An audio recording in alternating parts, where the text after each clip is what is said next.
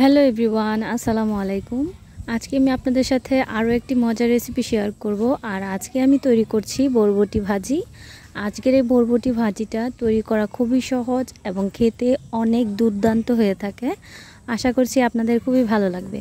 এবার চুলার মধ্যে আমি একটা কড়াই বসিয়ে দিয়েছি। এখন এর মধ্যে আমি প্রায় 2 টেবিল চামচের মতো সয়াবিন তেল দিয়ে দিলাম। আর এখন এর মধ্যে হাফ কাপ পরিমাণ পেঁয়াজ কুচি এবং ছোট্ট একটা রসুন কুচি করে দিয়েছি।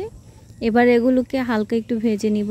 পেঁয়াজ রসুনটা ভালো করে ভাজা হয়ে গেলে এর মধ্যে আমি স্বাদমতো লবণ, হাফ চা চামচ পরিমাণ মরিচ গুঁড়া, হাফ চা চামচ পরিমাণ হলুদ গুঁড়া দিয়ে এটাকে ভালো করে একটু নেড়ে চেড়ে এর মধ্যে পরিমাণ মতো অল্প একটু পানি দিয়ে দিচ্ছি।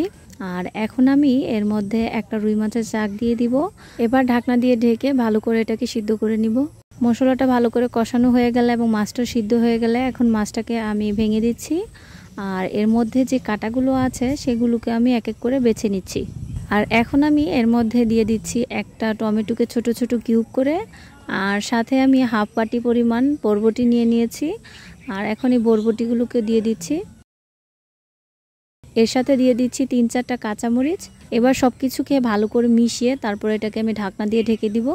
এবার ঢাকনা দিয়ে ঢেকে এটাকে 5 থেকে 7 মিনিটের মতো সিদ্ধ করে নিব। আর এখন ঢাকনাটাকে খুলে একটু উল্টে পাল্টে দিচ্ছি যাতে করে উপরের সবজিগুলো নিচে চলে যায় আর নিচের সবজিগুলো উপরে উঠে যায়। এখন আবারও এটাকে ঢাকনা দিয়ে ঢেকে 4 থেকে 5 মিনিট রান্না করব।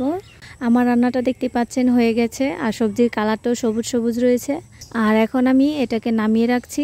আর সাথে সাথে এটাকে আমি একটা প্লেটের মধ্যে ঢেলে নিব, এতে করে সবজির কালারটা আর নষ্ট হবে না। এখন আমি সবজিটাকে একটা প্যালার মধ্যে ঢেলে নিচ্ছি। আর দেখতেই পাচ্ছেন এর কালারটা কত সুন্দর হয়েছে।